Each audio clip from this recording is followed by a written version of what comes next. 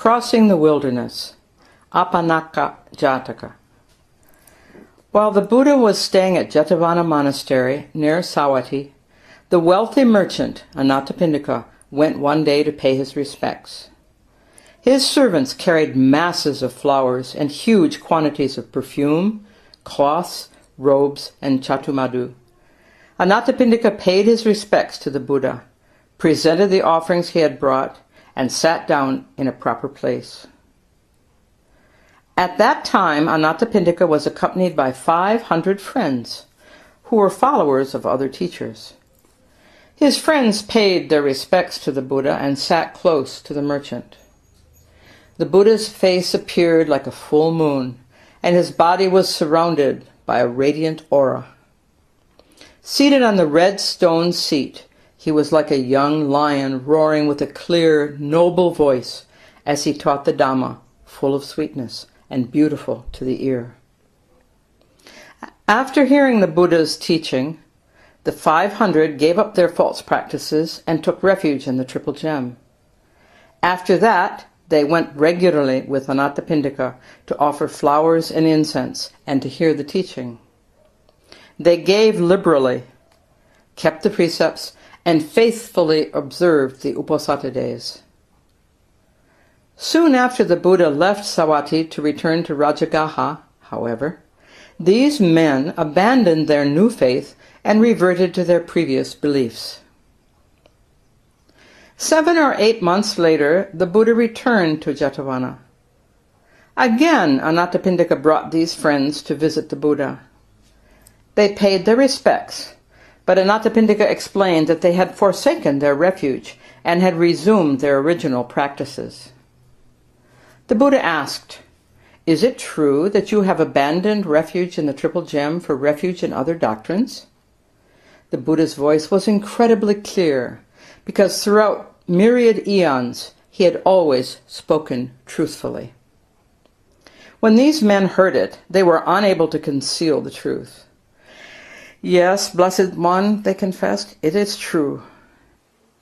"Layman," the Buddha said, "nowhere between the lowest of hells below and the highest heaven above, nowhere in all the infinite worlds that stretch right and left, is there the equal, much less the superior, of a Buddha. Incalculable is the excellence which springs from obeying the precepts and from other virtuous conduct." Then he declared the virtues of the Triple Gem.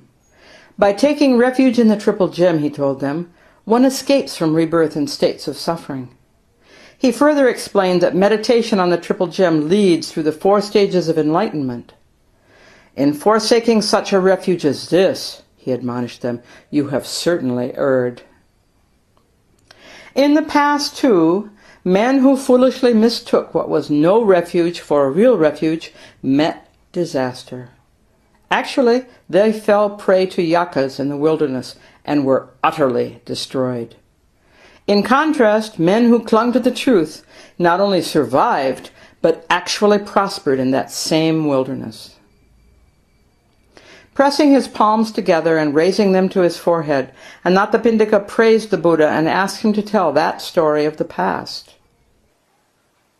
"In order to dispel the world's ignorance and to conquer suffering," the Buddha proclaimed, "I practiced the 10 perfections for countless eons.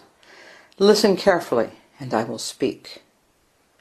Having their full attention, the Buddha made clear, as though he were releasing the full moon from behind clouds, what rebirth had concealed from them.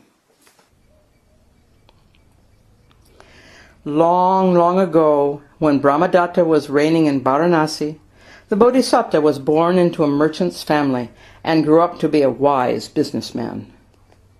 At the same time, in the same city, there was another merchant, a very stupid fellow, with no common sense whatsoever.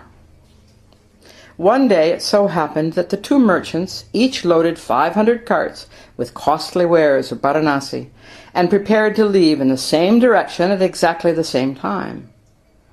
The wise merchant thought, "If this silly young fool travels with me, and if our 1,000 carts stay together, it will be too much for the road.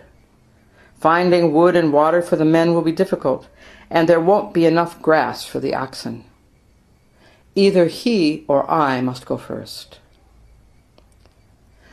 "Look," he said to the other merchant, "the two of us can't travel together. Would you rather go first or follow after me?" The foolish merchant thought, "There will be many advantages if I take the lead. I'll get a road which is not yet cut up. My oxen will have the pick of the grass. My men will get the choicest wild herbs for curry. The water will be undisturbed. And best of all, I'll be able to fix my own price for bartering my goods." Considering all these advantages, he said, "I will go ahead of you, my friend." The wise merchant was pleased to hear this, because he saw many advantages in following after. He reasoned, "Those carts going first will level the road where it's rough, and I'll be able to travel along the road they have already smoothed. Their oxen will graze off the coarse old grass, and mine will pasture on the sweet young growth which will spring up in its place. My men will find fresh sweet herbs for curry where the old ones have been picked.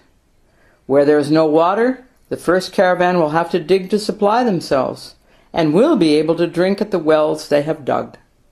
Haggling over prices is tiring work. He'll do the work, and I will be able to barter my wares at prices he has already fixed." "Very well, my friend," he said. "Please go first." "I will," said the foolish merchant, and he yoked his carts and set out.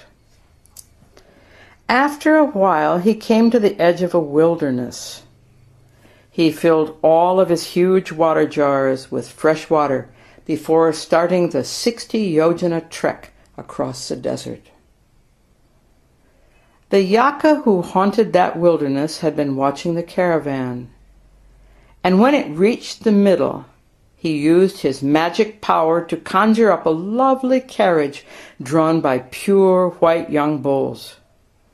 With a retinue of a dozen disguised Yakas carrying swords and shields, he rode along in his carriage like a mighty lord. His hair and clothes were wet, and he had a wreath of blue lotuses and white water lilies around his head. His attendants also were dripping wet and draped in garlands. Even the bull's hooves and carriage wheels were muddy. Because the wind was blowing from the front, the merchant was riding at the head of the caravan to escape the dust. The Yaka drew his carriage beside the merchant's and greeted him kindly. The merchant returned the greeting and moved his own carriage to one side to allow the carts to pass, while he and the Yaka chatted. "We are on our way from Varanasi, sir," explained the merchant. "I see that your men are all wet and muddy, and that you have lotuses and water lilies. Did it rain while you were on the road? Did you come across pools with lotuses and water lilies?" "What do you mean?" the Yaka exclaimed. "Over there is the dark green streak of a forest. Beyond that there is plenty of water. It is always raining there, and there are many lakes with lotuses and water lilies."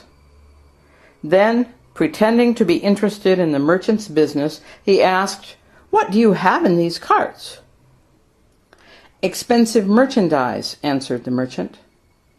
"What is in this cart, which seems so heavily laden?" the Yaka asked as the last cart rolled by. "That's full of water." "You were wise to carry water with you this far, but there's no need for it now, since water is so abundant ahead. You could travel much faster and lighter without those heavy jars. You'd be better off breaking them and throwing the water away. Well, good day," he said suddenly as he turned his carriage. "We must be on our way. We have stopped too long already." He rode away quickly with his men. As soon as they were out of sight, they turned and made their way back to their own city. The merchant was so foolish that he followed the Yaka's advice. He broke all the jars, without saving even a single cupful of water, and ordered the men to drive on quickly. Of course, they did not find any water, and they were soon exhausted from thirst. At sunset they drew their carts into a circle and tethered the oxen to the wheels, but there was no water for the weary animals. Without water the men could not cook any rice either. They sank to the ground and fell asleep. As soon as night came, the Yakas attacked, killing every single man and beast. The fiends devoured the flesh, leaving only the bones, and departed. Skeletons were strewn in every direction, but the 500 carts stood with their loads untouched. Thus the heedless young merchant was the sole cause of the destruction of the entire caravan. The wise merchant allowed 6 weeks to pass after the foolish merchant had left, before setting out with his 500 carts. When he reached the edge of the wilderness, he filled his water jars. Then he assembled his men and announced, "Let not so much as a handful of water be used without my permission. Furthermore, there are poisonous plants in this wilderness. Do not eat any leaf, flower, or fruit which you have never eaten before, without showing it to me first." Having thus carefully warned his men, he led the caravan into the desert. When they had reached the middle of the wilderness, the Yaka appeared on the path, just as before. The merchant noticed his red eyes and fearless manner, and suspected something strange. "I know there is no water in this desert," he said to himself.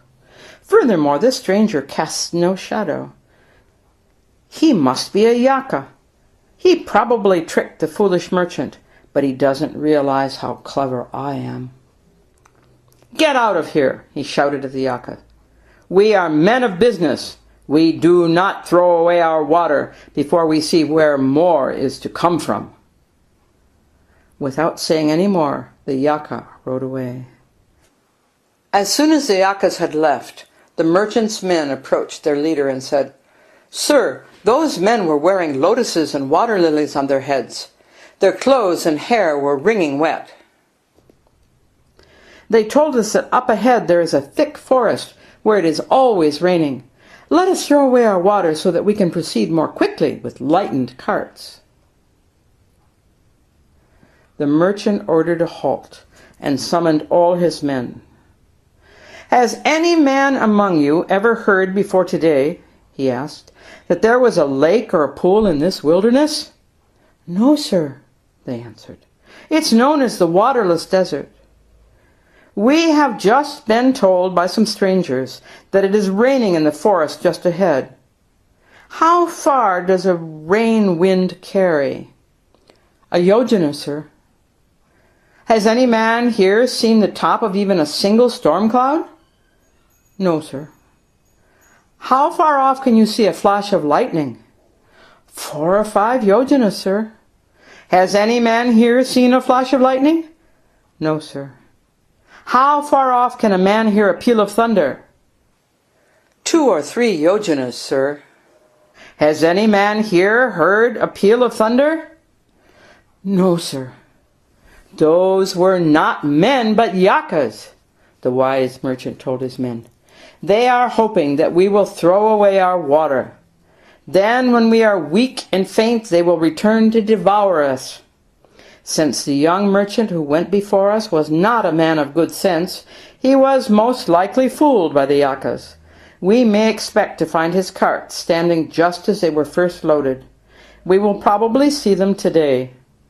Press on with all possible speed," he told his men, "but do not throw away a drop of water."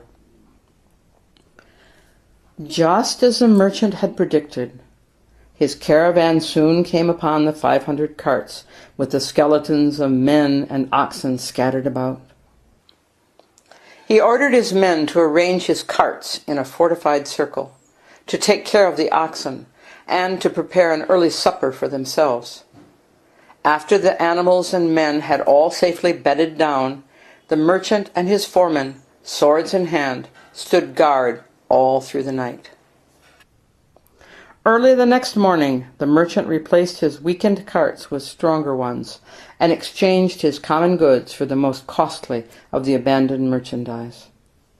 When he arrived at his destination, he was able to barter his stock of wares at 2 or 3 times their value. He returned to his own city without losing a single man out of all his company. Having concluded his story, the Buddha said, "Thus it was, layman, that in times past the foolish came to utter destruction, while those who clung to the truth escaped from the Yaka's hands. They went on to reach their destination safely, and safely they returned to their homes. Clinging to the truth not only endows happiness even up to rebirth in the Brahma heavens, but also leads ultimately to arhatship. Following on truth entails rebirth, either in the 4 lower realms or in the lowest conditions of mankind." After he taught the Dhamma, those 500 disciples attained the first path. Then the Buddha identified the birth. At that time, Devadatta's followers were the foolish merchant's men, and Devadatta was a foolish merchant. My followers were the wise merchant's men, and I was the wise merchant.